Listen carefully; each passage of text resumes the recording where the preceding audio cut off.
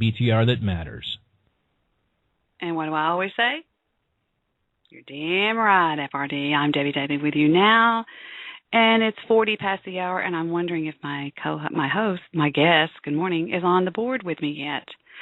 I'm expecting a call from, there it is, it looks like he's on the board, and so we're just going to have to get to know each other on the air. How about that? Welcome to the program, Area Code 323. Hey, Debbie, how are you? I'm fine. I'm very fine. Are you familiar with TISM? No. Oh, it's an Australian band that I was playing a moment ago. I'm on the drug that killed River Phoenix. Oh, yeah, I listened to that. No, my tastes run more to Air Supply and the Little River Band. Oh, we would get along great because I didn't play that. That's actually one of my husband's favorite groups. I'm a little bit taken back by those guys, but I thought, what can I pull out of my hat besides Tommy Kangaroo Down Sport that has anything to do? Now, are you basically from Australia? Is that what I got from the 5 minutes I got to do research on the Internet? Yes, from Australia, and I came to California in 1977 when I was 11 years old. Wonderful. Well, we're glad you're here.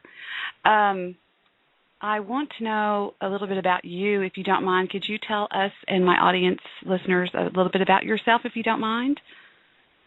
Yeah, I'm the author of 5 books, and I've written a lot about the entertainment industry. I wrote a book on the history of sex in film. I've written a lot about the porn industry and its connections with organized crime. And about 3 years ago, I realized, it's so hard making a living as a writer. I need to develop a second career. And so I trained for the past 3 years, and now I'm teaching something called Alexander Technique. So it's a movement technique that actors and musicians and people in performance and people with chronic pain like to study because it helps people let go of a lot of unnecessary tension and compression and feel great when they move. Well, let me tell you something. That was what got my attention because I think I told you today that I was telling my assistant that she goes, "What's wrong? Why are you walking down the stairs?" I was funny, and I said, because every bone in my body hurts me, every muscle. I just deal with that. I actually deal with a chronic, I hate to use the term chronic fatigue syndrome. It's just been used and abused, but I do. I deal with something out there that makes me just feel when I wake up. It's like, I just feel terrible. And I was talking with a friend of mine that's a pharmacist, and she said, "Debbie, I really think you need to look into fibromyalgia." And so there you go. And I was thinking that maybe you could help me and a couple of my listeners, actually my co-hosts that do suffer from some of that too. Now, you also got my interest. I want to ask you just flat out, are you against somewhat the porn industry? Well, I don't think it's a good thing, but my primary responsibility was simply to write about it and to interview people in it and to describe what was going on. My primary agenda was not to polemicize or to rally the troops to shut it down. So I'm most comfortable in the role of the reporter and not taking sides. But yeah, I don't think the pornography is a good thing, and it's usually not good for the people in it, nor for the people who use it. Well, you're also at the right place, because I have said many times on my program, I don't like porn. In fact, if somebody I'm with, which is my husband, of course, suggests flipping it on, I usually end up turned off by it, to tell you the truth. And I've laughed many times on my show about the hysterical way that men are portrayed in these things. Hi, and then suddenly they drop trowel and they're going at it for an hour and a half. And I'm thinking, this is comical. This is animation or something. It's ridiculous, and the women are just disgraced. And so, yeah, you're at the right place on that situation too. So we should get along good. We should get along just fine, sir. Yeah, well, I think like porn is the playing out of male fantasies. So even if there was no porn industry, much of what goes on in porn films is what men think about. So what you're looking at in porn is a very unappetizing picture of parts of male nature. Yes, and I can assure you the women don't look like that either. Yeah. It's ridiculous. And I want to ask you a quick question before it leaves my mind, which can sometimes be sort of a scatterbrain, but I'm basically good at heart. Why do they call them porn stars? I've always had a problem with that. Why not they just porn actors? I don't understand why. Hi, this is Chemo. She is a porn star. No, she's a porn actress.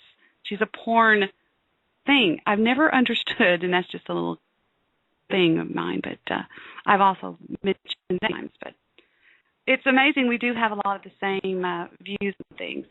But you wanted to talk about the Alexander technique. Now, what is the Alexander technique, and what prefer I call you?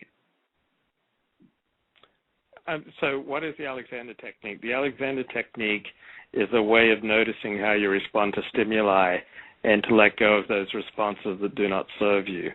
So, for instance, most of us react to the stimuli of stress and strain and being attacked by pulling down and in. We kind of compress ourselves and contort ourselves and make ourselves smaller with the probably subconscious desire that if we only make ourselves smaller, the world won't hurt us as much. But unfortunately, even if we make ourselves very small and very tight and kind of curl into a ball, other people are just as likely to hurt us. So the Alexander technique is a way of noticing how we're responding to the stimuli of life and to let go of those responses that are unnecessary compression, unnecessary tension, and unnecessary kind of pulling down and in on ourselves. That's amazing. I've often said to my daughter when she is on a horse, she rides horses, I'll look at her and I'll say, drop it. And that means drop your shoulders, because she'll get nervous when she's beginning to ride in a competition, and her shoulders will inadvertently just go up, and she'll just get real, she'll just kind of suck in. In the horse world, we call that actually sucking in.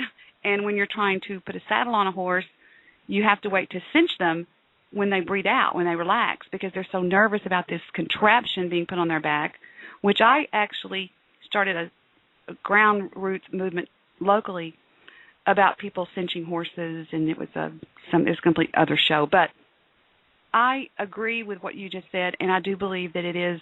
I've never heard it quite put that way, but now that I hear you say that, you're right. We just sort of suck in and just sort of try to disappear. That's very interesting. I've never heard it put that way. Yeah, so what you were describing with your daughter, it sounds like the fight or flight reflex. When we're frightened, what happens is that the head tends to jut forward, the shoulders tend to rise up, the head tends to rotate backwards onto the spine, kind of compressing the spine and the whole torso, and that's the fight or flight reflex. And that's a great place to fight out of, and it's a great place to flee out of. But when you're riding a horse or doing most of life, it's really a lousy position. It doesn't help you at all. It hurts you. And what happens for many people as they get older, they get stuck in some version of that. So they're walking around all the time with their head jutted way forward from their torso, with their shoulders riding high, and they're just like a powder keg waiting to go off because they're stuck in fight or flight. So they're either going to, fight back against a stimuli, or they're going to kind of, flee from it, but they're going to be contorted and quite unpleasant to be around because their whole musculature is strained and stressed and deformed. So somebody who is poised in the way they move and in the way they speak is much more likely to be poised in the way they relate to you and to themselves. But on the other hand, someone who's strained and stressed and contorted and distorted in the way they hold themselves and the way they move and the way they speak, they're likely to be really strained and stressed in the way they relate to themselves and to other people. So these things all kind of run together, the body, the mind, and the emotions. They're all interconnected. Okay, and so maybe you're thinking that once we become, first of all and foremost, aware that this is going on, then what is your answer? What is the Alexander technique? I mean, you explained what it is, but what is it? Get more specifically, what is it? I mean, I know that you